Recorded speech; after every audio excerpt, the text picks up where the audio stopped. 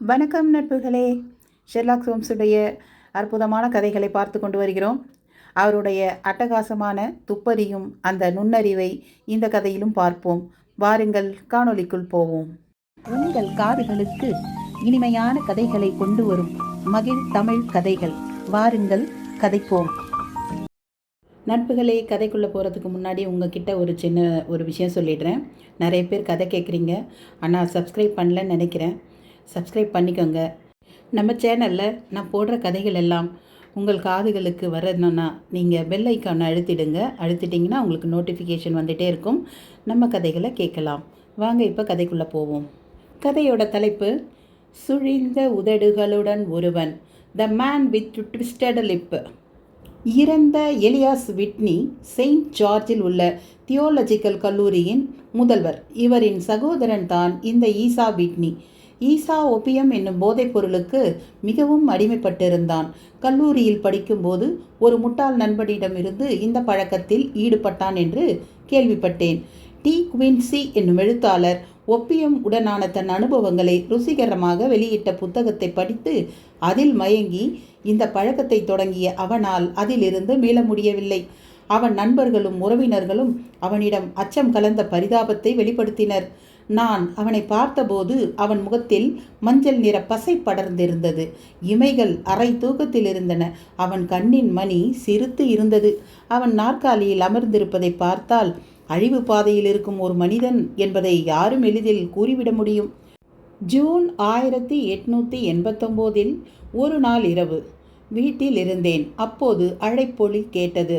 கொட்டாவியிட்டு தூங்க தயாராகும் நேரத்தில் யார் அது என்று நாற்காலியில் அமர்ந்து கொண்டே நான் யோசித்தேன். ஊசி நூல் வைத்து தைத்து கொண்டிருந்த என் மனைவி எரிச்சல் அடைந்தாள். இந்த நேரத்தில் உங்களிடம் ஆலோசிக்க ஒரு நோயாளியா? நீங்கள் வெளியில் செல்ல நேருமோ என்று கேட்டாள் என் மனைவி. அன்றைய வேலைப்பளு காரணமாக அயர்ந்திருந்த நான் அலைப்பொலியை கேட்டதும் புலம்பினேன். எங்கள் வீட்டின் கதவு திறக்கும் ஓசை கேட்டது. பின்பு லினோலியம் தரையில் நடந்து வரும் காலடி சத்தம் கேட்டது. இங்கே லினோலியம் என்பதற்கு ஒரு குறிப்பு. கேன்வாஸ் மேல் ஆழி விதை எண்ணெய் தடவி அமைக்கப்பட்ட தரை. அதன் பேர்தான் லினோலியம். தரையில் நடந்து வரும் காலடி சத்தம் கேட்டது. உள்ளே வருபவரின் பரபரப்பான பேச்சு குரலும் கேட்டது. நாங்கள் அமர்ந்திருந்த அறையின் கதவுகள் திறந்தன. ஒரு பெண்மணி உள்ளே நுழைந்தாள். கரிய உடை அணிந்திருந்தாள். கரிய முகத்திரை கொண்டு முகத்தை மறைத்திருந்தாள்.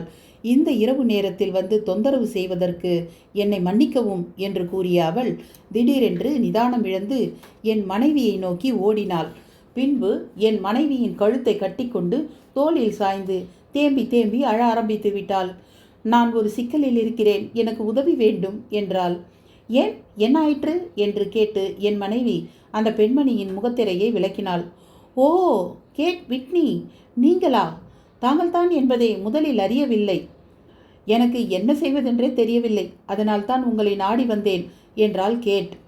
சிக்கல் என்றால் கலங்கரை விளக்கம் நோக்கி செல்லும் பறவைகள் போல என் மனைவியை பற்றி நன்கு அறிந்தவர்கள் அவளிடம் அடைக்கலம் புகுந்து விடுவார்கள். கேட் மட்டும் விதிவிலக்கா என்ன? நீங்கள் என்னை நாடி வந்ததில் மகிழ்ச்சி. சிறிது வைன் பருக தருகிறேன். உங்களை ஆஸ்வாசப்படுத்தி கொண்டு என்ன நடந்தது என்று கூறுங்கள். என் கணவரை உறங்க அனுப்பிவிடுகிறேன் என்றாள் என் மனைவி. இல்லை இல்லை, உங்கள் கணவரின் ஆலோசனையும் தேவைப்படுகிறது. இது ஈசாவை பற்றியது தான். அவர் 2 நாட்களாக வீடு திரும்பவில்லை. அவருக்கு என்ன நேர்ந்ததோ என்று மனம் பதைக்கிறது என்றாள் கேட். கேட் அவள் கணவனை பற்றிய பிரச்சனையை பல முறை எங்களிடம் பகிர்ந்திருக்கிறார். மருத்துவராக நான் ஆலோசனை கொடுத்திருக்கிறேன். என் மனைவியின் பழைய நண்பி என்ற முறையில் எங்களை அணுகி அவள் குறையை கூற வந்திருக்கிறாள். அவளை சமாதானப்படுத்தினோம்.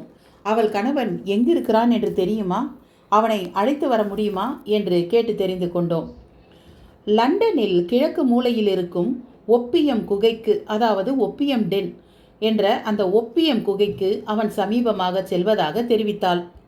இது நாள் வரை அவன் அங்கு சென்ற அதே நாளில் திரும்பி விடுவான். அவன் அங்கிருந்து திரும்பி வரும்போது உடல் வெட்டி இழுத்த வண்ணம் இருக்கும். அவன் உடல்நிலை மிகவும் பாதிப்படைந்திருக்கும். ஆனால் இந்த முறை 48 மணி நேரம் ஆகியும் அவன் திரும்பவில்லை.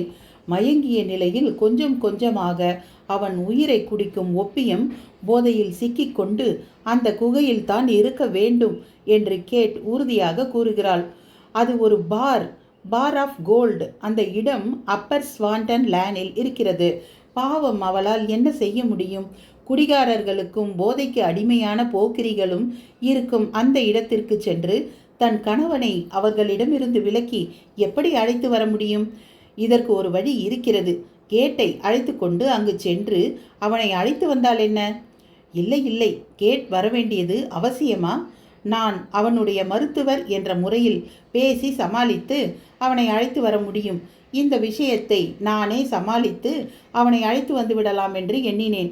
அவள் கூறிய முகவரியில் அவன் இருந்தால் அவனை இன்னும் 2 மணி நேரத்திற்குள் அழைத்து வருகிறேன் என்று உறுதி கூறினேன். அடுத்த 10 நிமிடங்களில் அமைதியான மகிழ்ச்சியூட்டும் என் அறையிலிருந்து கிளம்பினேன். லண்டனின் மேற்கு திசை நோக்கி ஒரு ஹான்சமை வாடகைக்கு எடுத்து புறப்பட்டேன். ஹான்சம் பற்றி ஒரு குறிப்பு. ஹான்சம் என்பது 2 சக்கரங்களை கொண்ட ஒரு வகையான குதிரை வண்டி. இதில் ஒரு குதிரை கட்டப்பட்டிருக்கும். குதிரைக்கு பின்னால் இருவர் அமரும் வகையில் இருக்கையும் இருக்கும். இந்த இருக்கைக்கு பின்னால் இருந்து வண்டிக்காரன் குதிரையை செயல்படுத்துவான். என்னுடைய இந்த துணிகர முயற்சியின் முதல் கட்டம் எளிமையாகத்தான் இருந்தது. அப்பர் ஸ்வாண்டன் லேன் ஒரு சுத்தமற்ற சந்தாக இருந்தது. இந்த சந்து லண்டன் பாலத்திற்கு வடக்கில் இருந்த கப்பல் துறைக்கு பின்புறத்தில் இருந்தது. ஒரு துணி கடைக்கும் ஜின் விற்கும் கடைக்கும் இடையில் செங்குத்தாக இறங்கும் படிக்கட்டுகள் இருந்தன. அந்த படிக்கட்டுகளின் எதிர்முனை இருளுடன் காணப்பட்டது. அது குகைக்குள் நுழைவதை போன்ற உணர்வை தந்தது. நான் தேடி வந்த இடத்தை அடைந்து விட்டேன் என்பதை அறிந்தேன். ஹன்சம் வண்டியை காத்திருக்க சொல்லி அந்த படிக்கட்டுகளில் இறங்க ஆரம்பித்தேன். அந்த வழியில் ஒரு கதவு இருந்தது. அந்த கதவிற்கு மேலிருந்த எண்ணெய் திரி விளக்கின் ஒளியில் ஒரு தாழ்பால் தெரிந்தது. அதை திறந்து உள்ளே சென்றேன். அந்த அறை குறைந்த உயரத்துடன் இருந்ததால் அறை முழுவதும் பழுப்பு நிற ஒப்பியம் புகை படர்ந்து இருந்தது. மரத்தினால் செய்த பரண் போன்ற அடுக்குகள் அந்த அறையை சுற்றி இருந்தன. ஒப்பியத்தின் போதையில் ஆழ்ந்திருந்த பல உடல்கள் மிக குறைவான வெளிச்சத்தில் மங்கலாக தெரிந்தன. ஒவ்வொரு உடலும் வினோதமான அமைப்பில் இருந்தன. வளைந்த தோள்கள், மடங்கிய முட்டிகள், தலை தொங்கவிட்டு விட்டத்தை பார்க்கும் முகவாய் கட்டைகள், நுழைந்த உடனே என்னை கண்காணிக்கும் சில கண்கள், ஆங்காங்கு வட்ட வடிவில் சிவப்பு கங்குகள் அணைந்து எரிந்தன. ஒப்பியம் புகைக்கும் பைப்பிலிருந்து எரிய மணல் கங்குகள் தான் அவை என்று உணர்ந்தேன். பலர் அமைதியாகத்தான் இருந்தனர். சிலர் மட்டும் குறைந்த குரலில் தனக்குத்தானே பேசிக் கொண்டிருந்தனர். திடீரென்று ஒரு குரல் வரும், பின்பு சட்டென்று அடங்கிவிடும். அடுத்தவர் என்ன பேசுகிறார் என்று ஒருவருக்கொருவர் கவனித்ததாக தெரியவில்லை. அந்த அறையின் கடைசியில் குளிர் காய்வதற்கென்று இருந்த ஒரு சிறு அடுப்பு போன்ற அமைப்பில் கரி எரிந்து கொண்டிருந்தது. அதன் அருகில் 3 கால்கள் கொண்ட இருக்கைகள், உயரமான மெலிந்த உடல் அமைப்புடன் ஒரு முதியவர் அமர்ந்திருந்தார். அவர் தன் முழங்கையை முட்டியில் வைத்து கன்னத்தை உள்ளங்கையில் புதைத்து வைத்து கொண்டு எரியும் கரியின் கங்குகளை வெறித்து பார்த்து கொண்டிருந்தார். நான் ஒப்பியம் குகையின் உள்ளே நுழைந்ததை கண்ட ஒரு மலாய் நாட்டைச் சேர்ந்த பணியால் விரைந்து வந்து என்னிடம் பைப் மற்றும் ஒப்பியம் கொடுத்து காலியான அடுக்கு ஒன்றை காண்பித்தான். இல்லை நன்றி, என் நண்பர் மிஸ்டர் ஈசா விட்னியை தேடி இங்கு வந்தேன். அவரிடம் நான் பேச வேண்டும் என்றேன். எனது வலது புறத்தில் அசைவுகள் தென்பட்டன. என்னை கூப்பிடும் குரலும் கேட்டது. யார் என்று பார்த்தால் நம் ஈசாதான். முகம் வெளுத்து தளர்வடைந்து அலங்கோலமாக காணப்பட்டார். அட கடவுளே, வாட்சனா என்றார் ஈசா. அவரை பார்ப்பதற்கு பரிதாபமாக இருந்தது. என்ன மணி ஆகிறது என்று கேட்டார் ஈசா. 11 மணி ஆகப் போகிறது என்றேன். தேதி என்று கேட்டார் ஈசா. வெள்ளிக்கிழமை ஜூன் 19 என்றேன். அப்படியா, புதன்கிழமை என்றளவா நினைத்தேன். இல்லை இல்லை, இன்று புதன்கிழமைதான். நீங்கள் என்னை ஏமாற்ற பார்க்கிறீர்கள் என்று கூறி முகத்தை கைகளில் புதைத்து கொண்டு அழ ஆரம்பித்து விட்டார். இது வெள்ளிக்கிழமைதான். 2 நாட்களாக உன் மனைவி காத்து கொண்டிருக்கிறாள். இப்படி செய்ய உங்களுக்கு வெட்கமாக இல்லை என்றேன். ஆம், வெட்கப்படுகிறேன். ஆனால் நீங்கள் கூறுவது தவறு என்று எனக்கு தோன்றுகிறது. நான் இங்கு வந்து சில மணி நேரம்தான் ஆகிறது. 3 அல்லது 4 முறைதான் புகைத்திருப்பேன். ஆனால் உங்களுடன் வீடு திரும்புகிறேன். என் மனைவி கேட்டை அச்சுறுத்த நான் விரும்பவில்லை. பாவம் கேட், என் கைப்பிடித்து தூக்குங்கள். நீங்கள் குதிரை வண்டியில் வந்தீர்களா என்றார். ஆம், ஒரு குதிரை வண்டி காத்து கொண்டிருக்கிறது என்றேன். அப்படி என்றால் நாம் அதில் செல்வோம். இதற்கு பிரதி உபகாரமாக நான் என்ன செய்ய போகிறேன் என்று எனக்கு தெரியவில்லை. என் தேவைகளை பூர்த்தி செய்து கொள்ளவே என்னால் முடியவில்லை என்றார் ஈசா. அந்த குகையின் மேலாளரை தேடி இருபுறமும் தரையில் படுத்திருந்த உடல்களின் ஊடே நடந்து சென்றேன். என் மூச்சை சிறிது நேரம் அடக்கி கொண்டேன். ஒப்பியம் புகை என்னையும் பாதிக்கக்கூடாதல்லவா? குளிர்காயும் அடுப்பின் அருகில் அமர்ந்திருந்த உயரமான மனிதனை கடந்து செல்லும் போது மெலிதான குரலில், என்னை கடந்து சென்றதும் என்னை திரும்பிப்பார் என்று யாரோ கூறியது போல் இருந்தது. அந்த வார்த்தைகள் ஒரு தனித்துவத்துடன் என் காதில் விழுந்தன. திரும்பி குனிந்து பார்த்தேன். அந்த வார்த்தைகள் அந்த முதியவரிடமிருந்து வந்தது போல் இருந்தது. ஆனால் அவர் பார்வை முன்பு போலவே நிலை குத்தி இருந்தது.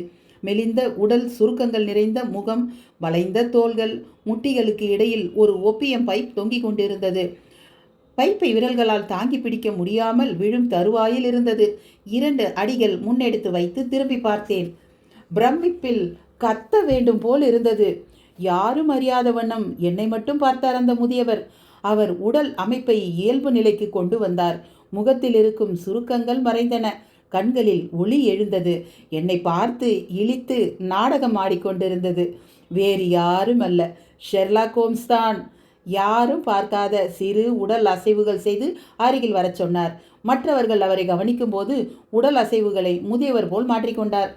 ஹோம்ஸ், இந்த குகையில் என்ன செய்து கொண்டிருக்கிறீர்கள் என்றேன் மிக மெல்லிதான குரலில். உங்களால் எவ்வளவு குறைவான குரலில் பேச முடியுமோ அவ்வளவு மெதுவாக பேசுங்கள். என் காதுகள் கூர்மையானவை. நீங்கள் எவ்வளவு மெதுவாக பேசினாலும் கேட்கும். போதையில் இருக்கும் உங்கள் ஸ்காட்டிஷ் நண்பரை விட்டொழித்தால் உதவியாக இருக்கும். உங்களிடம் பேச வேண்டும் என்றார் ஹோம்ஸ். நான் வந்த குதிரை வண்டி காத்து கொண்டிருக்கிறதே, என்ன செய்வது? மிகவும் நல்லது. உங்கள் போதை நண்பரை அந்த வண்டியில் அனுப்பிவிடுங்கள். நீங்கள் வீடு திரும்ப தாமதமாகும் என்ற குறிப்பை அந்த குதிரை வண்டிக்காரனிடம் கொடுத்தனுப்பிவிட்டு வெளியில் காத்திருங்கள். 5 நிமிடங்களில் வெளியே வந்து உங்களை சந்திக்கிறேன் என்றார் ஹோம்ஸ். ஹோம்ஸின் இது போன்ற விண்ணப்பங்களை தவிர்ப்பது கடினம். தெளிவான எண்ணத்துடன் வார்த்தைகளின் ஆளுமை கொண்டு உதவி கேட்கும்போது நாம் வேறு என்ன செய்ய முடியும்? ஈசாவை குதிரை வண்டியில் ஏற்றுவதுதான் கடினமாக இருந்தது. அதற்கு பின் ஹோம்ஸின் விசித்திரமான வழக்கு ஒன்றில் இணையப் போகிறோம் என்ற ஆர்வம் மட்டுமே மிஞ்சியிருந்தது. சில நிமிடங்களில் வண்டிக்காரனிடம் ஒரு குறிப்பை எழுதி கொடுத்தேன். என் மனைவியிடம் அந்த குறிப்பை கொடுக்கும்படி கூறிக்கொண்டேன். வாடகை கொடுத்து வண்டிக்காரனை அனுப்பி வைத்தேன். அந்த வாடகை வண்டி இருளில் மறைந்தது. சிறிது நேரம் கழித்து ஒரு வலுவற்ற உருவம் ஒப்பியம் குகையிலிருந்து வந்தது. அது நம் ஹோம்ஸ் தான். நாங்கள் இருவரும் நடக்கலானோம். 2 தெருக்கள் கடக்கும் வரை குறுகிய முதுகுடனும் நடுங்கிய கால்களுடனும் நடந்து வந்தார். அதற்கு பின் சுற்றுமுற்றும் பார்த்து இயல்புடன் நடக்கலானார் ஹோம்ஸ். கொகைன் ஊசிக்கு பதில் ஒப்பியம் புகைக்க ஆரம்பித்து விட்டேன் என்று நினைத்தீர்களா வாட்சன் என்று கேட்டார். இல்லை, நான் உங்களை அங்கு சற்றும் எதிர்பார்க்கவில்லை என்றேன். நானும் உங்களை அங்கு கண்டு ஆச்சரியமடைந்தேன் என்றார். நான் என் நண்பரை காண அங்கு வந்தேன். நான் என் எதிரியை காண அங்கு வந்தேன் என்றார். எதிரியா என்றேன். ஆம், எனக்கென்று இயற்கையாகவே அமையும் எதிரிகள் அல்லது இயற்கையாகவே வேட்டையாடப்படும் எதிரிகள் என்றும் கூறலாம். ஒரு முக்கியமான துப்பு கிடைக்கும் என்று எண்ணி அங்கு சென்றேன். நான் யார் என்று ஒப்பியம் குகையில் யாராவது அறிந்திருந்தால் நான் இப்போது உயிருடன் இருந்திருப்பேனோ என்பது சந்தேகம்தான்.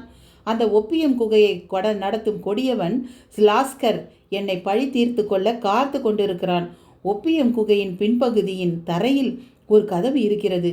அந்த கதவு பால்ஸ் கப்பல் துறையின் முனையில் இருக்கிறது. நிலவு இல்லாத நாட்களில் இந்த கதவு வழியே விசித்திரமானவை நுழைக்கப்படுகின்றன என்றார். அந்த தரைக்கதவில் என்ன நுழைக்கப்படுகின்றன? இறந்த உடல்கள் அல்லவே என்று ஆச்சரியத்துடன் கேட்டேன். ஆம், இறந்த உடல்கள்தான். ஒப்பியம் குகையில் இறந்த ஒவ்வொரு உயிருக்கும் 1000 பவுண்டுகள் விலை வைத்தால் நாம் இந்நேரம் பெரும் பணக்காரர்களாகியிருப்போம். ஆற்றின் அருகில் இருக்கும் படு பயங்கரமான மரண குகைகளில் இதுவும் ஒன்று. இந்த குகையின் நுழைந்த நெவில் செயின்ட் கிளேர் இன்னும் திரும்பவில்லை. நம்முடைய மர்ம அறை இங்கு தான் இருக்க வேண்டும் என்று கூறி தன் 2 விரல்களை பற்களுக்கு இடையில் வைத்து கிரீச் என்று ஒரு விசில் அடித்தார். ஹோம்ஸ் கொடுத்த அதே சங்கேத ஒலிக்கு பதிலளித்து தூரத்தில் இன்னொரு விசில் சத்தம் கேட்டது.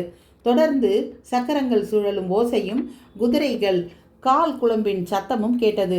ஒரு உயர்ந்த டாக் கார்ட் மறைவிலிருந்து வெளியில் வந்தது. இங்கே டாக் கார்ட் பற்றி ஒரு குறிப்பு. டாக் கார்ட் ஒரு வகை குதிரை வண்டி. 2 சக்கரங்கள், ஒரு குதிரை கொண்டது. பயணிக்கும் அமர்விடத்தின் கீழ் பொருட்கள் வைத்து கொள்ளலாம். அந்த டாக் கார்ட் வெளியில் வந்ததும் அந்த அறை திறந்து உள்ளிருந்து மஞ்சள் விளக்கின் ஒளி படர்ந்தது. வாட்சன், என்னுடன் வருகிறீர்கள் அல்லவா என்று கேட்டார் ஹோம்ஸ். நான் ஏதேனும் உபகாரமாக இருப்பேன் என்றால் வருகிறேன் என்றேன். நம்பகத்தன்மை வாய்ந்த தோழன் இருந்தால் எப்போதும் நமக்கு உதவிதானே. வாருங்கள், நாம் தி செடார்ஸில் செல்வோம். எனக்கென்று அங்கு ஒரு அறை உள்ளது. இன்றிரவு நாம் அங்கு தங்குவோம் என்றார். தி செடார்ஸ் என்றேன். ஆம், காணாமல் போன மிஸ்டர் செயின்ட் கிளேர்ஸின் வீடுதான் அது. இந்த வழக்கின் புலனாய்வு முடியும் வரை அங்குதான் தங்குகிறேன் என்றார். அவர் வீடு எங்கிருக்கிறது என்று கேட்டேன். கென்ட்டில் இருக்கும் லீ என்னும் இடத்தருகில் இருக்கிறது. நாம் முன்னே இன்னும் 7 மைல் தூரம் பயணம் செய்து கொண்டிருக்க வேண்டும். எனக்கு ஒன்றும் புரியல என்றேன். உங்களுக்கு புரிய வாய்ப்பில்லை, எல்லாம் அறிந்து கொள்வீர்கள். குதிரை வண்டியில் ஏறுங்கள் என்று கூறி குதிரையை கொண்டு வந்த சிறுவனிடம், ஜான், உன் உதவி இதற்கு மேல் தேவைப்படாது என்று நினைக்கிறேன். இந்தா 1/2 கிரவுன் நாணயம், இதை வைத்துக்கொள். நாளை 11 மணி அளவில் நீ என்னை எதிர்பார்க்கலாம் என்றார். சவுக்கால் குதிரையை ஏவியதும் வண்டி நகர்ந்தது. ஆளரவமற்ற பல தெருக்களை கடந்து சென்றோம். நாங்கள் சென்ற சாலை கொஞ்சம் கொஞ்சமாக அகலமடைந்தது. இருபுறமும் சிறு தூண்கள் கொண்டு அமைக்கப்பட்ட பெரிய பாலத்தை கடந்தோம். பாலத்தின் அடியில் ஒரு இருண்ட ஆறு ஓடிக்கொண்டிருந்தது. ஆங்காங்கு செங்கல் மற்றும் சுண்ணாம்பினால் செய்த வீடுகள் தென்பட்டன. அமைதியை குலைக்கும் வகையில் இரவு ரோந்தில் இருக்கும் காவல்துறையை சார்ந்தவர்கள் கடந்து சென்றனர். இரவு நேர கேளிக்கையில் ஈடுபட்டோரின் கூப்பாடுகள் ஆங்காங்கே கேட்க முடிந்தது. வானில் மேகங்கள் மெதுவாக நடந்து சென்று கடந்து சென்று கொண்டிருந்தன.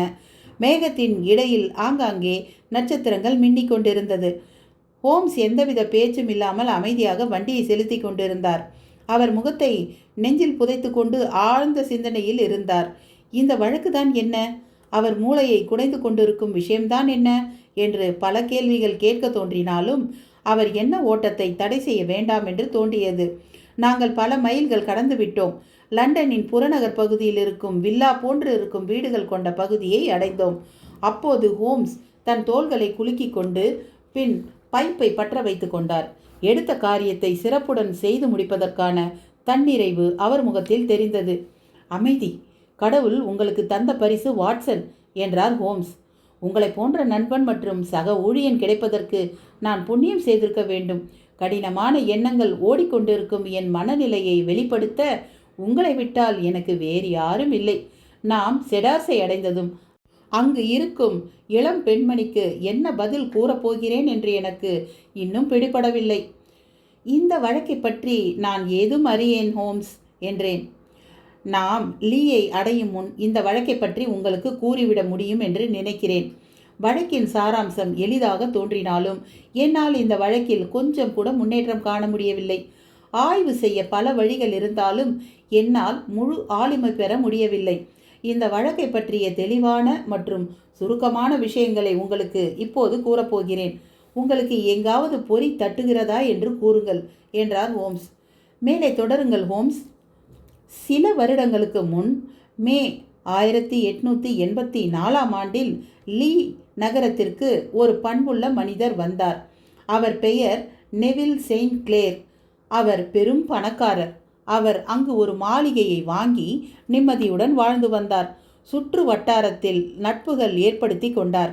அந்த பகுதியில் பீர் தயாரிக்கும் ஒருவரின் மகளை 1887ஆம் ஆண்டு திருமணம் செய்து கொண்டார்.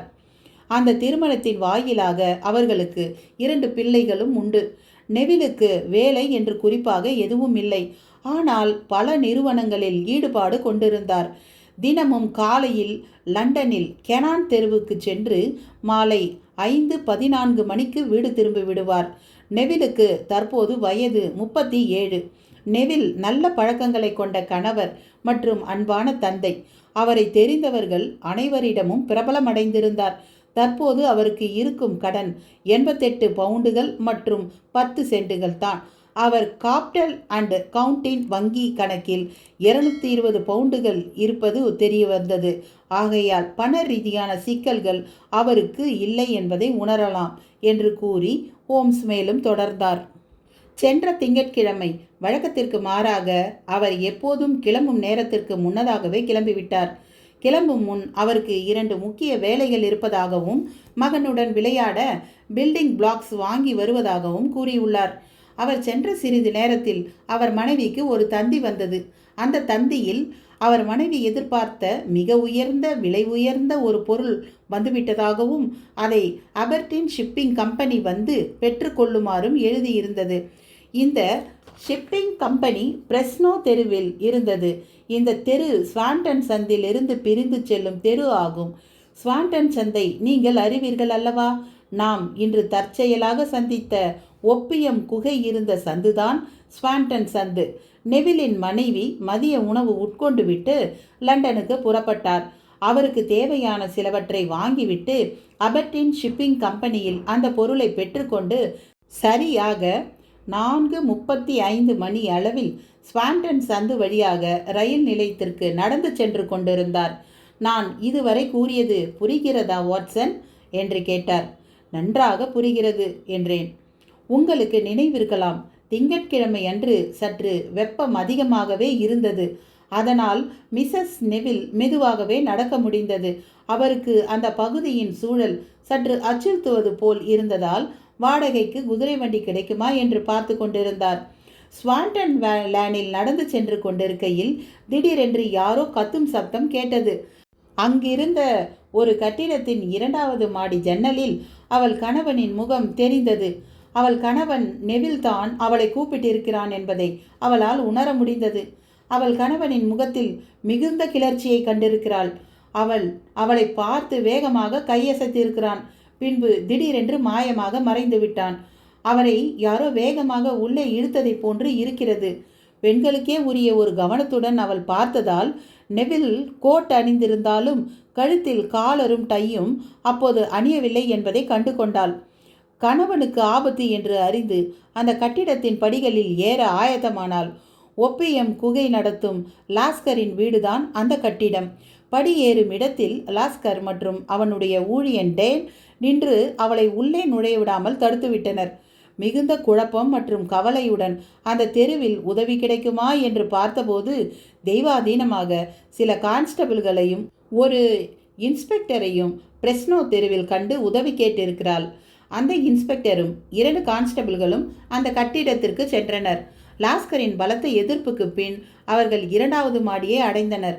அங்கு அவள் கணவனை கடைசியாக கண்ட அறையை அடைந்தபோது அங்கு ஒரு முடவன் தவிர வேறு யாரும் இல்லை. மதிய நேரத்திற்கு பிறகு அந்த அறைக்கு வேறு யாரும் வரவில்லை என்று லாஸ்கரும் அந்த முடவனும் சாடினர். அவர்கள் பேசிய விதத்தில் இன்ஸ்பெக்டருக்கு மிஸ் நெவில் மேல் சந்தேகமிட ஆரம்பித்தது. அப்போது மிஸ் நெவில் இன்ஸ்பெக்டரை ஒரு கூக்குரலுடன் அழைத்தாள். அங்கு மேசையில் இருந்த ஒரு பெட்டியை திறந்தபோது அதில் அவன் கணவன் வாங்கி வருவதாக கூறிய விளையாட்டு பில்டிங் பிளாக்ஸ் இருந்தன. அந்த விளையாட்டு பொருள் கண்ணில் பட்டதும் இன்ஸ்பெக்டர் சுதாரித்து கொண்டு அந்த அறையை தீவிரமாக ஆய்வு செய்தார். அந்த ஆய்வு குற்றம் நடந்ததற்கான சாத்தியக்கூறுகளை அதிகப்படுத்தின. அந்த வீட்டின் முதல் அறையில் அமர்ந்து பேசுவதற்கான இருக்கைகள் இருந்தது. அந்த அறையின் இருந்து செல்லும்படி ஒரு படுக்கை அறை இருந்தது. அந்த படுக்கை அறையில் இருந்த ஜன்னல் வழியாக பார்த்தால் கப்பல் துறையை காண முடிந்தது. படுக்கை அறை ஜன்னலில் இருந்து கீழே பார்த்தால் தரைப்பகுதியில் ஒரு குறுகிய பாதை இருந்தது. அலைகள் இல்லாமல் இருந்தால் அந்த பாதை உலர்ந்திருக்கும். அலைகள் இருந்தால் 4.5 அடி வரை ஆற்றின் தண்ணீர் இருக்கும். படுக்கை அறையின் ஜன்னல்கள் பெரியதாக கீழிருந்து மேலே தள்ளி திறக்கும் அமைப்புடன் இருந்தது. அந்த ஜன்னல்களை கூர்ந்து கவனித்த போது அந்த விளிம்பில் இரத்த சுவடுகள் காணப்பட்டன. ஆங்காங்கே இரத்த துளிகள் படுக்கை அறையின் மரத்தினால் ஆன தரையில் காணப்பட்டது. முதல் அறையில் இருந்த ஒரு திரையை விலக்கி பார்த்தபோது அதில் மிஸ்டர் நெவிலின் ஆடைகள் இருந்தன. அதில் அவர் கோட்டு மட்டும் இல்லை, அவருடைய ஷூக்கள், சாக்ஸ், தொப்பி மற்றும் கை கடிகாரமும் இருந்தன. அதை தவிர நெவில் அங்கு இருந்ததற்கான தடயங்கள் ஏதுமே இல்லை. நெவில் அந்த ஜன்னல் வழியே செல்வதை தவிர வேறு வழி ஏதேனும் இருப்பதாக தெரியவில்லை. ஜன்னல் வழியாக குதித்து நீந்தி செல்லவும் வாய்ப்பு இல்லை. அந்த சமயத்தில் அலைகளின் சீற்றம் அதிகமாக இருந்ததாக கூறப்படுகிறது.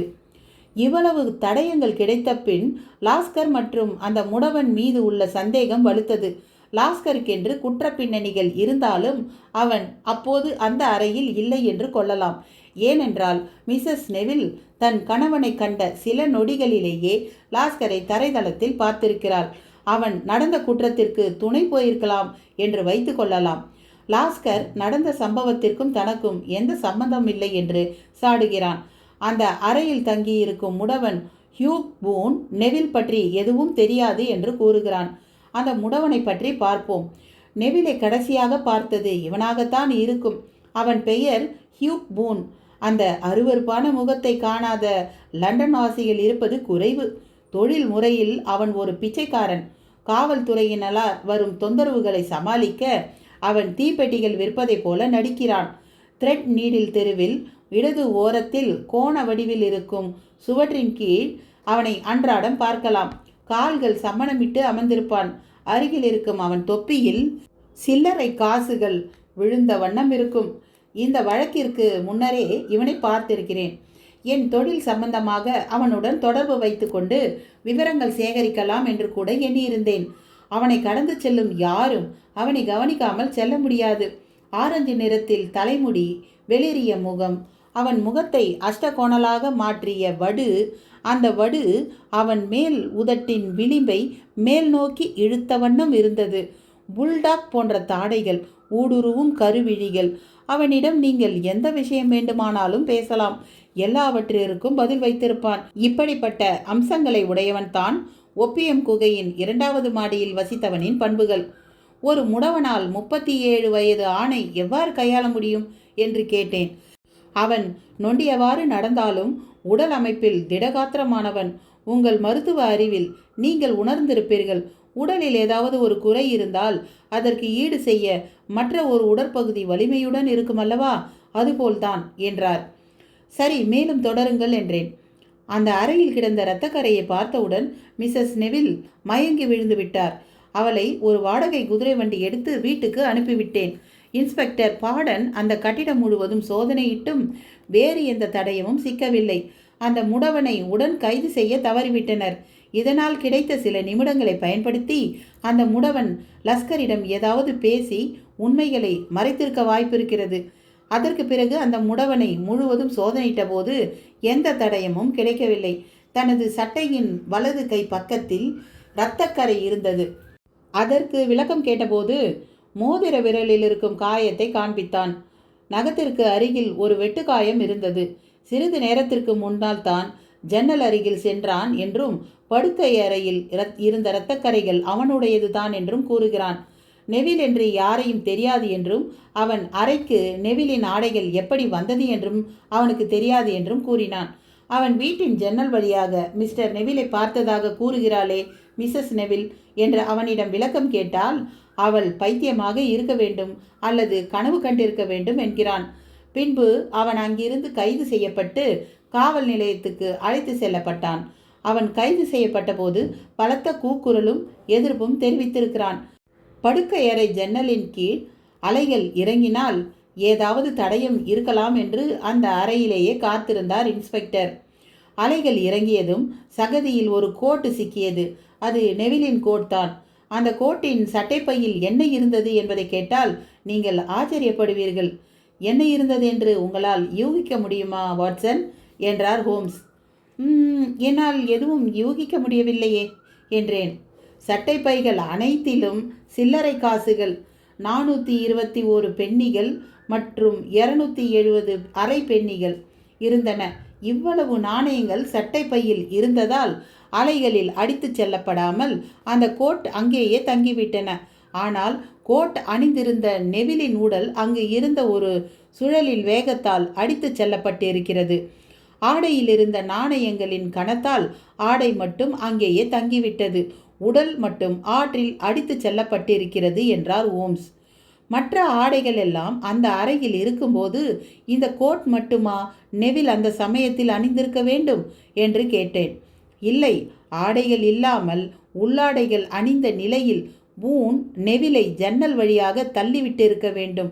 அங்கு இருக்கும் நெவிலின் ஆடைகள் அவனை காட்டி கொடுத்து விடும் என்பதால் அதை விட்டொழிக்க நினைத்து முதலில் கோட்டை வீச நினைத்து இருக்கிறான். ஆனால் கோட் தண்ணீரில் மிதக்கும் என்று அஞ்சி தன்னிடம் இருந்த நாணயங்களை அதில் போட்டு தூக்கி எறிந்திருக்கிறான். மற்ற ஆடைகளை அவன் தூக்கி எறிவதற்கு முன் ஆட்கள் அவன் வீட்டு கதவருகில் வரும் சப்தம் கேட்டதும் ஜன்னலை மூடியிருக்கிறான் என்றார் ஹோம்ஸ். அதற்கான சாத்தியங்கள் உள்ளன என்றேன். இப்போதைக்கு இதுதான் நடந்திருக்கும் என்று வைத்துக்கொள்வோம். பூனை கைது செய்து இருக்கிறார்களே தவிர அவனுக்கு எதிராக எந்த ஆதாரங்களும் இல்லை.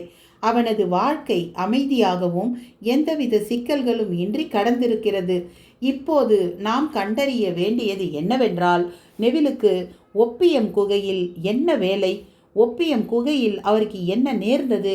நெவில் இப்போது எங்கே? நெவிலுக்கும் அந்த பிச்சைக்காரனுக்கும் என்ன தொடர்பு?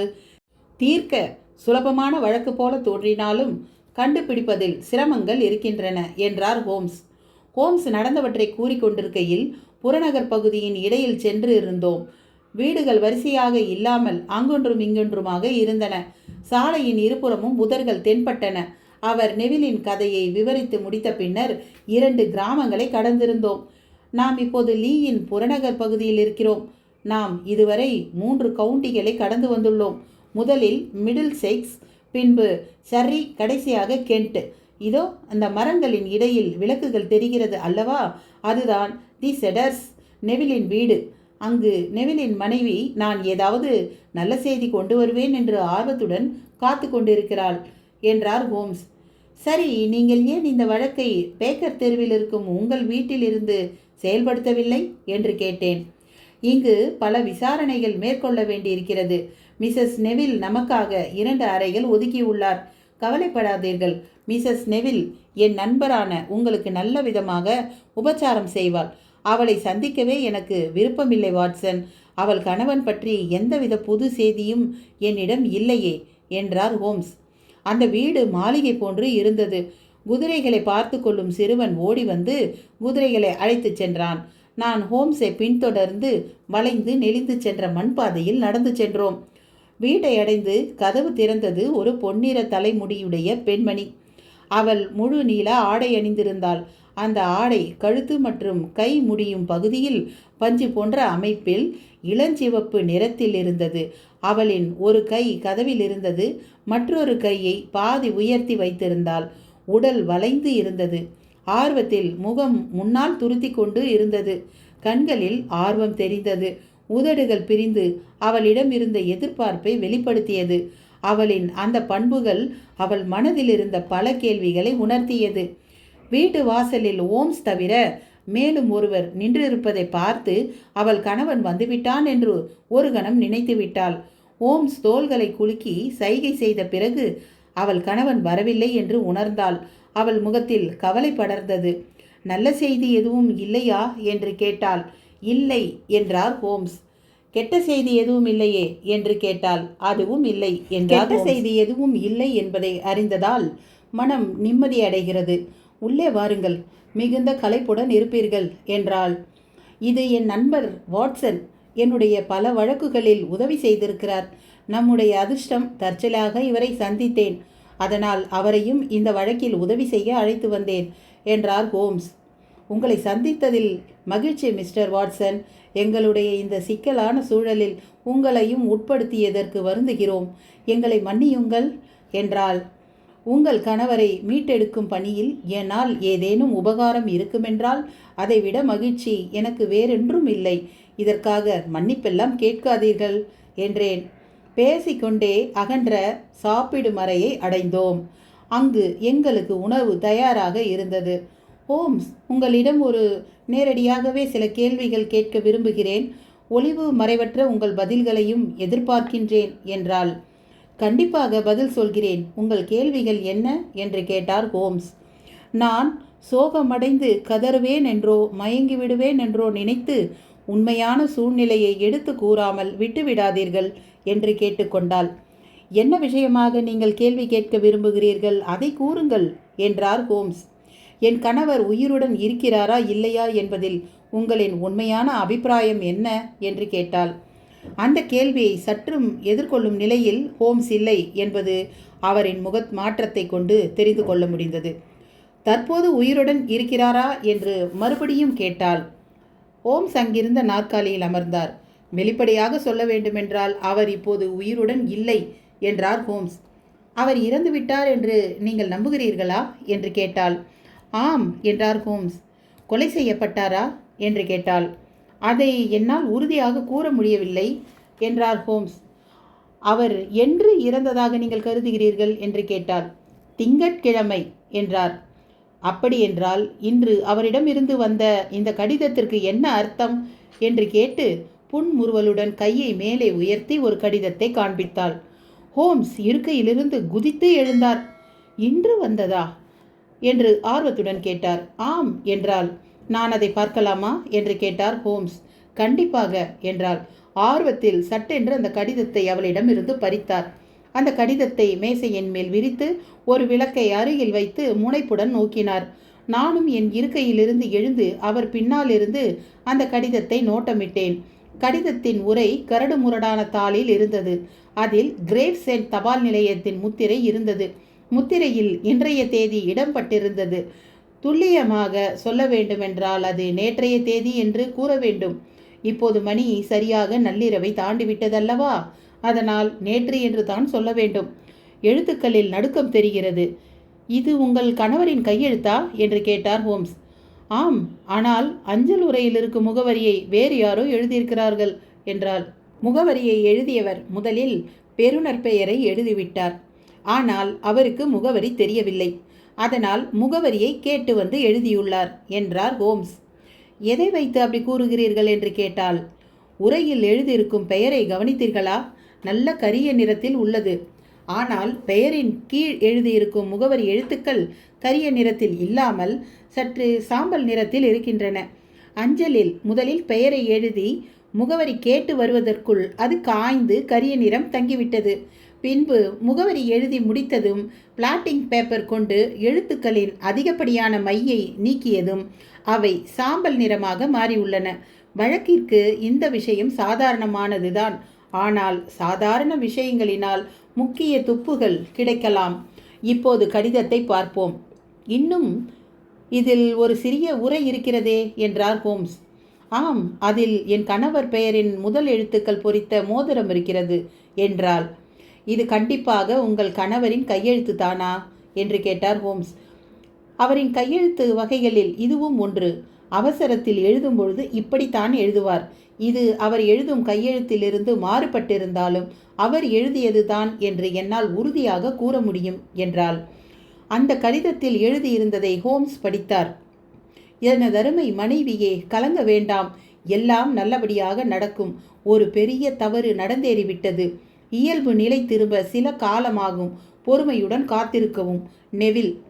கடிதத்தை படித்த ஹோம்ஸ் மேலும் தொடர்ந்ததாவது, பென்சிலால் எழுதப்பட்டுள்ளது. புத்தகத்தில் இருக்கும் காலியான பக்கத்தை கிழித்து அதில் எழுதப்பட்டுள்ளது. அந்த புத்தகத்தின் அளவு ஆக்டாவோ. இந்த தாளை வெளிச்சத்தில் பிடித்து பார்த்தால் காகிதத்தின் உள் புனையப்பட்ட எழுத்துக்கள் எதுவும் காணப்படவில்லை. இங்கு ஒரு குறிப்பு. ஆக்டாவோ என்பது புத்தகத்தின் அளவை குறிக்கும் ஒரு பெயர். ஆக்டாவோ புத்தகம் 8 முதல் 10 அங்குலம் உயரம் இருக்கும். அந்த புத்தகத்தின் அளவு ஆக்டாவோ. இந்த தாளை வெளிச்சத்தில் பிடித்து பார்த்தால் காகிதத்தின் உள் புனையப்பட்ட எழுத்துக்கள் எதுவும் காணப்படவில்லை. அதனால் தாள் தயாரித்த நிறுவனம் பற்றி அறிந்து கொள்ள முடியவில்லை. அழுக்கான விரல்களை உடைய ஒருவன் இன்று காலை கிரேவ்சென்ட் தபால் நிலையத்திலிருந்து இந்த அஞ்சலை அனுப்பியுள்ளான். கடித உரையை ஒட்ட பசை உபயோகிக்கப்பட்டுள்ளது. என் கணிப்பு சரியாக இருந்தால் இந்த கடிதத்தை பசை கொண்டு ஒட்டியவன் புகையிலை மெல்லும் பழக்கம் உடையவனாக இருக்க வேண்டும். இதை உங்கள் கணவர்தான் எழுதியுள்ளார் என்பதில் மாற்று கருத்து எதுவும் இல்லையே என்று மிஸ்ஸஸ் நெவிலை பார்த்து கேட்டார். என் கணவர் எழுதியதுதான் மிஸ்டர் ஹோம்ஸ் என்றாள். இந்த கடிதம் சற்று ஆறுதல் தருகிறது. ஆனால் உங்கள் கணவருக்கு இருக்கும் அபாயம் முற்றிலுமாக விலகிவிட்டதென்று கூற முடியாது என்றார் ஹோம்ஸ். அப்படியென்றால் அவர் உயிருடன் இருக்கிறாரா? உங்கள் கணவரின் மோதிரத்தை வைத்து நாம் எந்த முடிவிற்கும் வர முடியாது. அதை அவரிடமிருந்து பறித்திருக்கலாம். நம்மை திசை திருப்ப செய்யும் முயற்சியாக கூட இது இருக்கலாம். யாரேனும் உங்கள் கணவரின் கையெழுத்து போலவே எழுதி நம்மை ஏமாற்ற நினைக்கலாம் என்றார் ஹோம்ஸ். இல்லை இல்லை, நிச்சயமாக இது அவர் கையெழுத்துதான் என்றாள். உங்கள் கணவர் இந்த கடிதத்தை அவர் காணாமல் போவதற்கு முன்பே கூட எழுதியிருக்கலாம். ஆனால் இன்று அஞ்சல் செய்யப்பட்டிருக்கலாம் என்றார் ஹோம்ஸ். ஆம், அதற்கான சாத்தியங்கள் இருக்கின்றன என்றாள். அப்படியென்றால் திங்கட்கிழமையிலிருந்து இன்று வரை என்ன வேண்டுமானாலும் நடந்திருக்கலாம் என்றார் ஹோம்ஸ். அந்த கடிதம் எனக்கு சற்று ஆறுதல் அளித்திருந்தது. என் கணவர் உயிருடன் இருக்கிறார் என்ற நம்பிக்கை தருகிறது. அந்த நம்பிக்கையை குலைத்து விடாதீர்கள் மிஸ்டர் ஹோம்ஸ். அவர் எங்கோ உயிருடன் தான் இருக்கிறார். அவருக்கு ஒரு சிறு தீங்கு நடந்தாலும் என் மனதிற்கு எட்டிவிடும். எங்களுக்குள் அவ்வளவு அந்யோன்யம். அவர் காணாமல் போன அன்று காலை நான் கீழே உணவருந்தும் மேசை அருகில் அமர்ந்திருந்தேன். சட்டென்று என் மனதில் அவருக்கு ஏதோ நடந்து விட்டதென்று மனதில் தோன்றியது. நான் உடனே மாடிக்கு சென்று பார்த்தால் அவருக்கு அப்போதுதான் வெட்டுக்காயம் ஏற்பட்டிருந்தது. இவ்வளவு சின்ன கீறலை அவர் அருகில் இல்லாமலேயே அறிந்து கொண்ட நான் அவர் இருந்ததை அறியாமலா இருப்பேன் என்றாள். நான் பகுத்து கண்டறியும் ஆய்வு முறைகளை விட ஒரு பெண்ணின் உள்ளுணர்வில் எனக்கு மதிப்பு உண்டு. அந்த கடிதம் உங்கள் உள்ளுணர்வை பிரதிபலிக்கும் ஒரு முக்கியமான ஆதாரம்தான். ஆனால் உங்கள் கணவர் உயிருடன் இருக்கிறார், கடிதங்கள் எழுதும் நிலையில் இருக்கிறார் என்றால் உங்களை வந்து சந்திக்க வேண்டியதுதானே என்று கேள்வி எழுப்பினார் ஹோம்ஸ். ஏன் என்னை வந்து சந்திக்கவில்லை என்று என்னால் கற்பனை கூட செய்து பார்க்க முடியவில்லை. திங்கட்கிழமை வீட்டிலிருந்து கிளம்புவதற்கு முன் உங்களிடம் ஏதேனும் கூறினாரா என்று கேட்டார் ஹோம்ஸ். இல்லை என்றாள். அவரை நீங்கள் ஸ்வான்டன் லேனில் பார்த்தபோது ஆச்சரியமடைந்தீர்களா என்று கேட்டார் ஹோம்ஸ். ஆம் என்றாள். அந்த அறையின் ஜன்னல் திறந்திருந்ததா என்று கேட்டார். ஆம் என்றாள். அப்படி என்றால் அவர் கத்தி உங்களை உதவிக்கு கூப்பிட்டிருக்க வேண்டும் அல்லவா என்று கேட்டார். கூப்பிட்டிருக்கலாம் என்றால் உச்சரிக்க முடியாத ஒரு குரலில் ஒலி எழுப்பினார் அல்லவா? ஆம், அதை வைத்து உங்களை உதவிக்கு கூப்பிட்டார் என்று நீங்கள் நினைத்தீர்கள் இல்லையா? ஆம், கைகளை வேகமாக அசைத்தாரே. அவரை யாரோ பின்னால் இருந்து இழுத்தார்கள் என்று நினைக்கிறீர்கள் இல்லையா? ஆம், அவர் சட்டென்று மறைந்து விட்டார். அப்போது அந்த அறையில் வேறு யாரையாவது கண்டீர்களா? அந்த அறையில் வேறு யாரையும் காணவில்லை. அந்த முடவன் பூன் அப்போது அங்குதான் இருந்தேன் என்று கூறினானே, அவன் அந்த அறையில் இருந்திருக்கலாம். படியேறும் இடத்தில் லஸ்கர் இருந்தான் என்றாள். உங்கள் கணவர் எப்போதும் போல்தான் உடை அணிந்திருந்தாரா? ஆம், ஆனால் நான் பார்க்கும்போது அவர் கழுத்தில் காலரும் டையும் அணிந்திருக்கவில்லை. அவர் ஸ்வான்டன் லேண்ட் பற்றி எப்போதாவது உங்களிடம் பேசியிருக்கிறாரா? இல்லை என்றால். எப்போதாவது போதை மருந்து ஒப்பியம் உட்கொண்டதாக கூறியுள்ளாரா? இல்லை இல்லை. நன்றி மிஸ் கிளேர். இவைதான் நான் தெளிவு பெற வேண்டிய விஷயங்கள். நாம் இரவு உணவு முடித்து ஓய்வு பெறுவோம். நாளை நமக்கு முன்பே பல காரியங்கள் காத்து கொண்டிருக்கின்றன என்றார் ஹோம்ஸ். 2 படுக்கைகள் கொண்ட பெரிய அறை எங்களுக்காக ஒதுக்கப்பட்டிருந்தது. அன்றைய தினத்தின் களைப்பால் நான் சில நிமிடங்களில் படுக்கை விரிப்பினுள் புகுந்து கொண்டேன். தீர்க்கப்படாத ஒரு வழக்கை வைத்துக்கொண்டு ஹோம்ஸ் எப்படி நிம்மதியாக உறங்க முடியும்? அவர் திருப்தி அடையும் அளவிற்கு விஷயங்களை கிரகிக்கும் வரை ஓய்வு என்ற பேச்சுக்கே இடமில்லை. கிடைத்த விஷயங்களை வெவ்வேறு வகையில் வெவ்வேறு கோணத்தில் ஆராய்ந்து அவருக்கு திருப்தி அளிக்கும் வரை ஊன் உறக்கமின்றி செயல்படுவாராயிற்றே. அவரின் செய்கைகளை கண்டதும் அவர் இன்று இரவு உறங்கப் போவதில்லை என்பதை அறிந்து கொண்டேன். கோட்டை கலைந்தார், பின் வெய்ஸ்கோட்டை கலைந்தார், பின்பு ட்ரெஸ்ஸிங் கவுனுக்கு மாறிக்கொண்டார். அந்த அறையில் இருந்த தலையணை, சோஃபாவில் இருந்த மெத்தை, மற்ற இருக்கைகளில் இருந்த மெத்தை அனைத்தையும் சேகரித்து கொண்டு ஒரு சின்ன மேடை போன்ற அமைப்பை ஏற்படுத்தி கொண்டு அதில் சமணமிட்டு அமர்ந்து கொண்டார். அவருக்கு முன்னால் தன் பைப்பிற்கு தேவையான புகையிலையும் தீப்பெட்டியையும் வைத்து கொண்டார். அந்த அறையில் குறைந்த வெளிச்சமே இருந்தது. ஹோம்ஸ் பைப்பை வாயில் வைத்து கொண்டார். கண்கள் விட்டத்தை பார்த்து நிலைகுத்தி இருந்தன. அவ்வாறு அமர்ந்த நிலையில் புகை விட்டு கொண்டு அசைவின்றி ஆழ்ந்த சிந்தனையில் இருந்தார். சற்று நேரத்தில் நான் உறங்கிவிட்டேன். மறுநாள் காலை சூரியனின் ஒளியில் சட்டென்று விழித்த போதும் ஹோம்ஸ் அதே நிலையில் அப்படியே அமர்ந்திருந்தார். இரவு அவருக்கு முன்னால் வைத்திருந்த புகையிலை அனைத்தும் தீர்ந்துவிட்டன. அந்த அறை முழுவதும் புகை படர்ந்திருந்தது. பைப் இன்னும் அவர் வாயில்தான் இருந்தன. எழுந்து விட்டீர்களா வாட்சன் என்று கேட்டார். ஆம் என்றேன். காலை பயணத்திற்கு நீங்கள் தயாரா என்று கேட்டார். நிச்சயமாக என்றேன். அப்படியென்றால் ஆடைகள் மாற்றி தயாராகுங்கள், நாம் உடனே கிளம்புவோம். யாரும் இன்னும் எழவில்லை. குதிரைகளை பராமரிக்கும் பையன் எங்கு உறங்குவான் என்று எனக்கு தெரியும். அவனை எழுப்பி குதிரைகளை தயாராக வைக்கச் சொல்கிறேன். நம் பயணத்தை தொடரலாம் என்றார் ஹோம்ஸ். அவரிடம் மெலிதான புன்னகையை காண முடிந்தது. அவரது கண்களில் ஒரு தெளிவு தெரிந்தது. இரவில் சோகத்துடன் சிந்தனையில் இருந்த ஹோம்ஸிடம் பெரிய மாற்றத்தை காண முடிந்தது. நான் உடையணிந்து கொண்டேன். அப்போது என் கடிகாரத்தை பார்த்தேன். மணி சரியாக 4:25. நான் ஆயத்தமான சற்று நேரத்திலேயே ஹோம்ஸ் குதிரைகள் தயாராகி கொண்டிருந்த செய்தியை கூறினார். நான் நேற்று வகுத்த கோட்பாட்டை உடனே செயல்படுத்த வேண்டும். தன் பூட்ஸ்களை அணிந்து கொண்டே ஹோம்ஸ் தொடர்ந்தார். ஐரோப்பிய கண்டத்தின் மிக பெரிய முட்டாளாகிய என் முன்னே தான் நீங்கள் நின்று கொண்டிருக்கிறீர்கள். என்னை இங்கிருந்து சாரிங் கிராஸிற்கு உதைத்து அனுப்பினாலும் தப்பில்லை. இந்த விவகாரத்தில் அனைத்து அம்சங்களையும் அறிந்து கொண்டதாக உணர்கிறேன். அப்படியென்றால் நம் அடுத்த கட்ட பணி எங்கிருக்கிறது என்று புன்னகையுடன் கேட்டேன். குளியலறையில். நான் வேடிக்கை செய்கிறேன் என்று நினைக்காதீர்கள். இங்கு குளியலறையில் இருந்த முக்கியமான அந்த பொருளை என் கிளாட்ஸ்டோன் பேக்கில் எடுத்து வைத்துள்ளேன். நாம் உடன் விரைவோம். இங்கே ஒரு குறிப்பு. கிளாட்ஸ்டோன் பேக் என்பது பளபளப்பான பழுப்பு நிறத்தில் கடுமையான தோலினால் இந்த பைகள் தயாரிக்கப்பட்டிருக்கும். திரைப்படங்களில் வீட்டிற்கு வரும் மருத்துவர்கள் இந்த வகையான பையை எடுத்து வருவதை நீங்கள் பார்த்திருக்கலாம். நானும் ஹோம்ஸும் படிகளில் சத்தமின்றி இறங்கி வெளியே வந்தோம். வெளியில் பிரகாசமான சூரிய ஒளி. சாலையில் எங்கள் ஸ்ட்ராப் வகை குதிரை வண்டி தயாராக இருந்தது. தாமதமின்றி அதில் ஏறி லண்டனை நோக்கிய சாலையில் பயணமானோம். காய்கறிகள் தாங்கிய வண்டிகள் லண்டனை நோக்கி சென்று கொண்டிருந்தன. அவற்றை கடந்து சென்றோம். சாலையில் இருபுறமும் இருந்த வீடுகள் அமைதியுடன் உயிரற்று கனவுகளில் வரும் இடம் போல காட்சியளித்தது.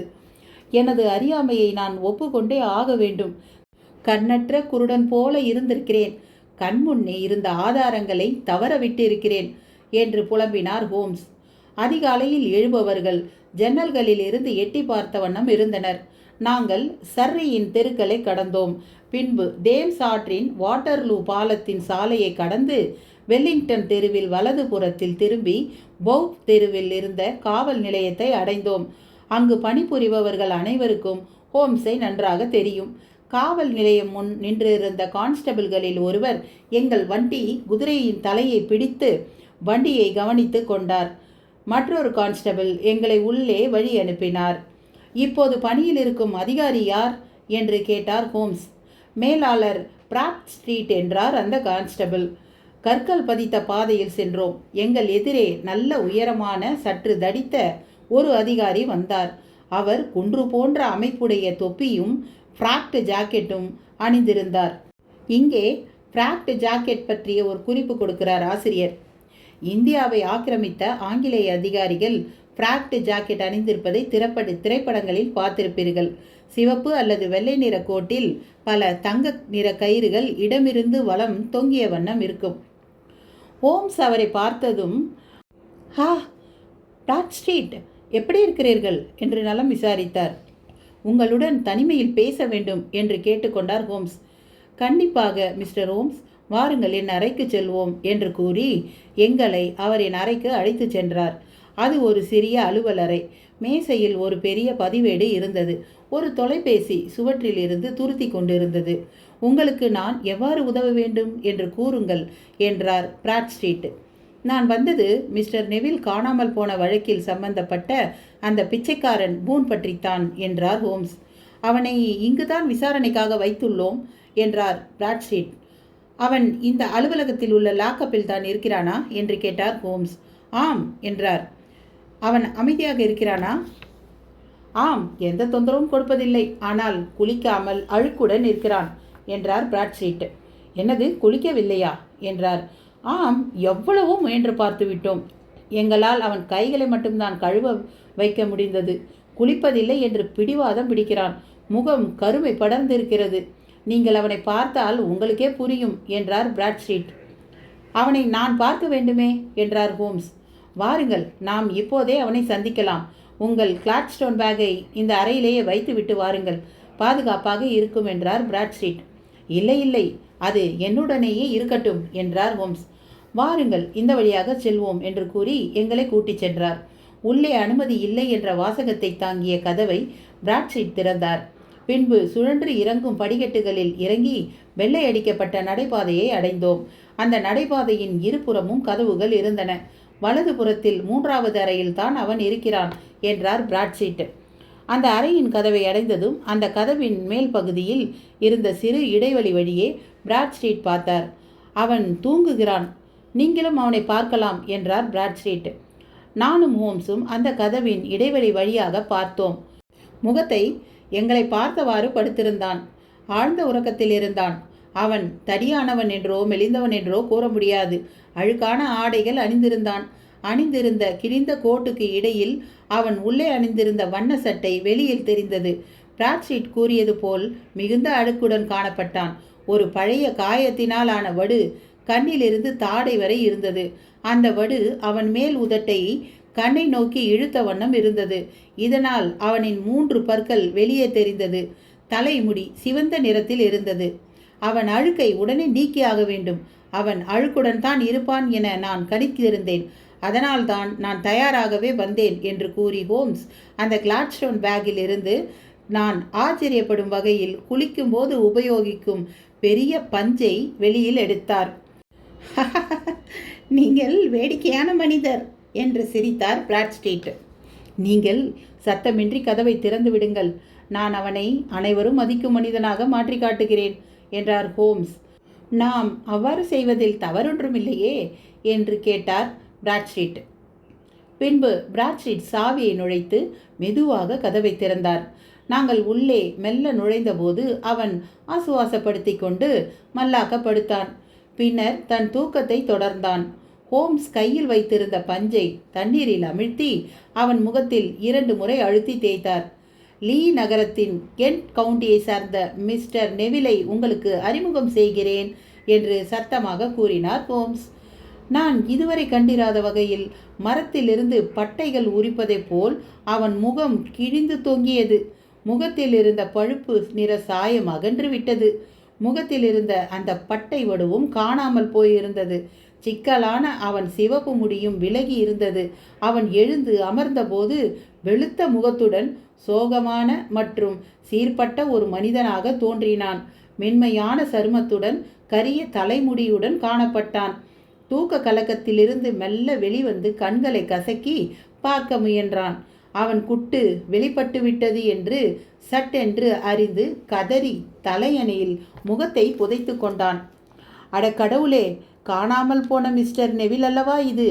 இவனை கண்டுபிடிக்க எனக்கு கொடுக்கப்பட்ட புகைப்படத்தில் இருந்த முகமும் இவன் முகமும் ஒத்திருக்கின்றன என்று அறைகூவல் விடுத்தார் பிராட்ஸ்ட்ரீட்.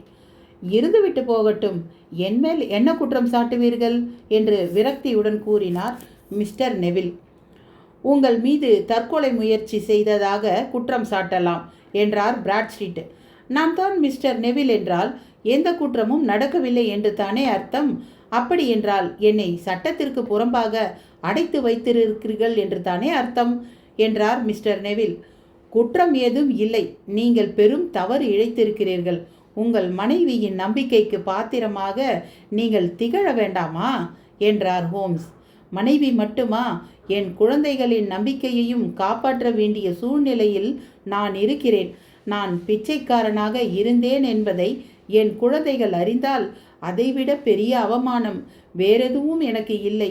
கடவுளே, என்னை எப்படியாவது காப்பாற்று என்று கதறினார் மிஸ்டர் நெவில். இந்த வழக்கு நீதிமன்றத்திற்கு சென்றால் பத்திரிகைகளில் செய்தி வெளிவந்து அனைவருக்கும் உங்களை பற்றி தெரிந்துவிடும்.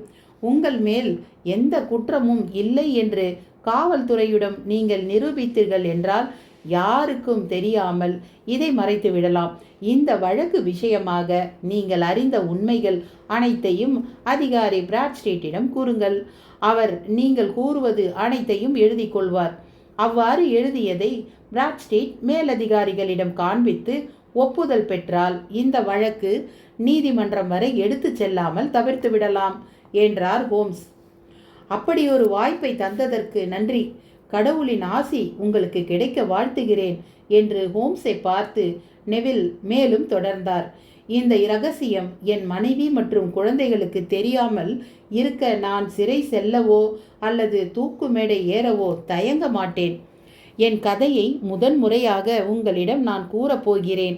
என் தந்தை செஸ்டர்ஃபீல்டு ஒரு பள்ளியில் மேலாசிரியராக பணிபுரிந்தவர். நானும் அந்த பள்ளியில் தான் படித்தேன். இளைஞனாக இருந்தபோது பல இடங்களுக்கு பயணம் மேற்கொண்டேன். மேடை நாடகங்களில் நடித்தேன். கடைசியாக லண்டனில் உள்ள ஒரு மாலை தினப்பத்திரிகையில் செய்தியாளராக பணிபுரிந்தேன். அந்த செய்தித்தாளின் பதிப்பாசிரியர் என்னை பிச்சைக்காரனாக நடித்து செய்தி சேகரிக்கும்படி கேட்டுக்கொண்டார். நான் மேடை நாடகங்களில் நடித்தபோது முக ஒப்பனை பற்றி நிறைய விஷயங்களை கற்றுக்கொண்டேன். அந்த அனுபவத்தை கொண்டு என்னை பிச்சைக்காரனாக வேடமிட்டு கொள்வதில் எனக்கு சிரமமே தெரியவில்லை. நான் கற்ற ஒப்பனை கலையை உபயோகித்து என் முகத்தில் சாயம் பூசிக்கொண்டேன். என்னை பார்த்தால் பரிதாபம் ஏற்படும் அளவிற்கு முகத்தையும் மாற்றிக்கொண்டேன். சதையின் நிறத்தில் சாந்து கலவை செய்து முக வடுவை முகத்தில் உருவாக்கினேன். தலையில் சிவப்பு நிற டோப்பாவும் பிச்சைக்காரனுக்கேற்ற உடையும் அணிந்து லண்டனில் முக்கிய வீதிகளில் தீப்பெட்டிகள் விற்கும் போர்வையில் பிச்சைக்காரனாக உருவெடுத்தேன். வேடமணிந்து பிச்சைக்காரனாக நடித்தபோதுதான் எவ்வளவு விஷயங்கள் சேகரிக்க முடியும் என்பதை கற்றுக்கொண்டேன். தினமும் 7 மணி நேரம் பிச்சைக்காரனாக நடித்தேன். ஒரு நாளுக்கு குறைந்தது 26 ஷில்லிங் மற்றும் 4 பென்ஸும் கிடைக்கும். ஒரு குறிப்பு: 26 ஷில்லிங் என்பது 1971க்கு முன்பு வரை 10 இலக்க எண் கொண்ட நாணய முறை வழக்கத்தில் இல்லை. 1 ஷில்லிங் 12 பென்னிஸ், 1 பவுண்ட் = 20 ஷில்லிங்ஸ், 1 பவுண்ட் = 240 பென்னிஸ். 1971க்கு பின் உள்ள வழக்க முறையில் 1 பவுண்ட் = 100 பென்னிஸ் ஆகும். எனக்கு ஒரு நாளுக்கு குறைந்தது 26 ஷில்லிங்ஸ் மற்றும் 4 பென்ஸும் கிடைக்கும். பிச்சைக்காரனாக நடித்து செய்திகள் சேகரித்து வெளியிட்ட பின் இதை பற்றி மறந்து விட்டேன். சில மாதங்களுக்கு பிறகு என் நண்பன் ஒருவனுக்கு உடனடியாக 25 பவுண்டுகள் தேவைப்பட்டது. அவன் பண உதவி கேட்டு என்னிடம் வந்தான். என்னிடம் அவ்வளவு பணம் இல்லை. அவ்வளவு பணம் எப்படி ஏற்பாடு செய்வேன் என்று எனக்கு தெரியவும் இல்லை. அப்போது தான் சட்டென என் பிச்சைக்கார வேடம் பற்றி ஞாபகம் வந்தது. என் நண்பன் யாருக்கு பணம் கொடுக்க வேண்டுமோ அவரிடம் 15 நாட்கள் கால அவகாசம் பெற்றேன். என் வேலையில் இருந்து 15 நாட்கள் விடுப்பு பெற்றேன். பின்பு பிச்சைக்கார வேடமணிந்து பிச்சை எடுத்தேன். வேண்டிய பணம் 10 நாட்களிலேயே சேர்ந்தது. உடன் கடனை அடைத்து விட்டேன். அப்போது பத்திரிகையில் நான் பார்த்த வேலையின் வழியாக வாரம் 2 பவுண்டுகள் மட்டுமே சம்பாதித்தேன். பிச்சை எடுப்பதின் வாயிலாக அதே வருமானத்தை ஒரே நாளில் சம்பாதிக்க முடிந்ததை கண்டு வியந்தேன். இனிமேல் பிச்சை எடுத்தே சம்பாதிக்கலாமே என்று தோன்றியது. மிகுந்த மனப்போராட்டத்திற்கு பின் பணமே வென்றது. வேலையை துறந்து முழு நேர பிச்சைக்காரன் ஆனேன். என் ரகசியம் பற்றி அறிந்தது ஒப்பியம் குகை நடத்தும் லாஸ்கர் மட்டுமே. ஸ்வாண்டன் லேனில் இருந்த அவன் விடுதியை உடைமாற்று மறையாக உபயோகித்து கொண்டேன். லஸ்கருக்கு நான் தாராளமான வாடகை கொடுத்தேன். அதனால் என் ரகசியத்தை அவன் வேறு யாரிடமும் அவன் கூறவில்லை. மிக விரைவில் பணவரவு அதிகமாயிற்று. லண்டனில் இருக்கும் பிச்சைக்காரர்கள் எல்லோராலும் வருடம் 700 பவுண்டுகள் சம்பாதிக்க முடியும் என்று சொல்ல முடியாது.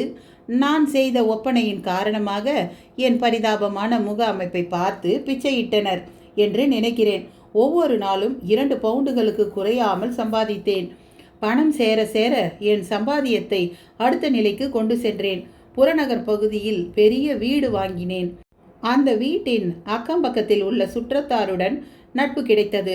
கிடைத்த நட்பின் மூலம் திருமணம் செய்து கொண்டு குழந்தைகள் பெற்றேன். என் மனைவிக்கு நான் லண்டனில் முக்கிய அலுவலில் இருப்பதாக தெரியும். ஆனால் குறிப்பாக என்ன செய்கிறேன் என்று அவளுக்கு தெரியாது. சென்ற திங்கட்கிழமை எப்போதும் போல் பிச்சை எடுத்து முடித்துவிட்டு ஸ்வாண்டன் லேனில் உள்ள அறைக்கு வந்து ஆடைகளை மாற்றிக்கொண்டிருந்தேன். தற்செயலாக ஜன்னல் வழியாக பார்த்தபோது என் மனைவி தெருவில் நின்று என்னை பார்த்து கொண்டிருந்தாள். அதை பார்த்த அதிர்ச்சியில் என்னை அறியாமல் என் தொண்டையிலிருந்து ஒரு பெருத்த ஒலி எழும்பியது. முகத்தை மூட கைகளை உயர்த்தினேன். பின்பு லஸ்கரை அணுகி என்னை பார்க்க யாரையும் மேலே அனுமதிக்காதே என்று கூறினேன். என்ன நடக்கிறது என்று படிகளில் அருகில் நின்று பேச்சு குரல்களை கேட்டேன். அவள் மேலே வரவில்லை என்று தெரிந்தது. என் உடைகளை மாற்றி பிச்சைக்கார வேடம் புனைந்தேன். அவள் ஒருவேளை திரும்பி அங்கு வந்தால் அந்த அறையை சோதனையிட வாய்ப்பிருக்கிறது என்று உணர்ந்தேன். என் ஆடைகளை அங்கு கண்டால் சமாளிப்பது கடினம் என்று எண்ணி படுக்கும் அறையில் இருந்த ஜன்னல் வழியாக ஆடைகளை அனைத்தையும் வீசலாம் என்று முடிவு செய்தேன். ஜன்னலை வேகமாக திறந்ததால் காலையில் எனக்கு ஏற்பட்ட வெட்டு காயத்திலிருந்து ரத்தம் சொட்டியது. முதலில் என் கோட்டை எடுத்து அதன் பைகளில் பிச்சை எடுத்த காசுகள் நிரப்பி தேம்ஸ் ஆற்றில் வீசினேன். மற்ற ஆடைகள் வீசுவதற்குள் படிக்கட்டுகளில் கான்ஸ்டபிள்களின் பேச்சு குரல் கேட்டதும் ஆடைகள் வீசுவதை நிறுத்திவிட்டேன். என்னை பிச்சைக்காரனாக கைது செய்ததால் நிம்மதியடைந்தேன். ஏனென்றால் அப்போதைக்கு என் ரகசியம் வெளிப்படவில்லை என்ற திருப்திதான். இவைதான் நான் அறிந்தவை. என் ரகசியத்தை எப்பாடுபட்டாவது காக்க வேண்டும் என்பதில் உறுதியோடு இருந்தேன். என் மனைவி மிகுந்த கவலையுடன் இருப்பாள் என்பதை உணர்ந்து கான்ஸ்டபிள் பார்க்காத சமயத்தில் கடிதம் எழுதி லஸ்கரிடம் என் மோதிரத்தை கொடுத்து அஞ்சலிட சொன்னேன். அந்த கடிதம் நேற்று தான் அவளை வந்தடைந்தது என்றார் ஹோம்ஸ். நல்ல வேளை, நேற்றாவது அவளை சென்றடைந்ததே என்றார் நெவில். நாங்கள் லஸ்கரை கண்காணித்து கொண்டுதான் இருந்தோம். அதனால் அவன் அஞ்சலிட முடியாமல் தவித்து வேறு யாரிடமாவது கொடுத்து அனுப்பியிருக்கலாம். அதனால்தான் தாமதமடைந்திருக்கும் என்றார் பிராட்ஸ்ட்ரீட். இதற்கு முன் பிச்சை எடுத்ததற்காக அபராதம் ஏதாவது செலுத்தியிருக்கிறீர்களா என்று கேட்டார் ஹோம்ஸ். ஆம், பல தடவைகள். இப்போது நான் எவ்வளவு அபராதம் கட்ட வேண்டும் என்று கேட்டார் நெவில். அபராதம் எதுவும் கிடையாது. ஆனால் நீங்கள் இனிமேல் பிச்சை எடுக்கக்கூடாது. ஹியூக் பூன் என்று ஒருவன் இருந்தான் என்ற சுவடே தெரியக்கூடாது என்றார் பிராட்ஸ்ட்ரீட். கடவுளின் மீது ஆணையாக இனி நான் பிச்சை எடுக்க மாட்டேன் என்றார் நெவில். நன்று, இந்த நிலையிலேயே நீங்கள் இருப்பதுதான் சாலச் சிறந்தது. நீங்கள் பிச்சை எடுப்பதாக நாங்கள் அறிந்தால் ஊர் உலகத்திற்கு அம்பலப்படுத்தி விடுவோம் என்றார் பிராட்ஸ்ட்ரீட். பின்பு பிராட்ஸ்ட்ரீட் ஹோம்ஸை பார்த்து, உங்கள் உதவிக்கு மிக்க நன்றி மிஸ்டர் ஹோம்ஸ். காவல்துறை உங்களுக்கு என்றென்றும் நன்றி கடன் பட்டிருக்கிறது. இந்த வழக்கினை எப்படி துப்பு துளக்கினீர்கள் என்பதை நான் தெரிந்து கொள்ளலாமா? ஓஹோ, அதுவா? அது என்னவென்றால் 5 தலையணை மீது அமர்ந்து 1 அவுன்ஸ் புகையிலை புகைத்து இந்த வழக்கிற்கு தீர்வு கண்டேன். வாட்சன், இப்போது பயணித்தால் நாம் பேக்கர் தெருவில் காலை உணவு உண்ண சரியாக நேரமாக இருக்கும் அல்லவா என்றார் ஹோம்ஸ். கதை முற்றிற்று. நட்புகளே, எப்படி இருந்தது இந்த கதை? உங்களுக்கு ரொம்ப பிடிச்சிருந்ததா? அதை விட என்னோடய வாசிப்பு எப்படி இருந்தது? உங்களுக்கு பிடிச்சிருந்ததா? இதில் ஏதாச்சும் உங்களுக்கு ஒரு மாற்றம் வேணும், வாசிப்பில் ஒரு மாற்றம் வேணும்னா சொல்லுங்கள், கமெண்ட்டில் சொல்லுங்கள். நான் அதுக்கேற்ற மாதிரி நான் உங்களுக்கு கதை சொல்கிறேன். மேலும் இந்த கதை உங்களுக்கு பிடிச்சிருந்தா லைக் பண்ணுங்கள், ஷேர் பண்ணுங்கள். அப்போ தான் எனக்கும் இது ஒரு அடுத்த கட்ட படிநிலைக்கு போக சரியாக இருக்கும். நன்றி.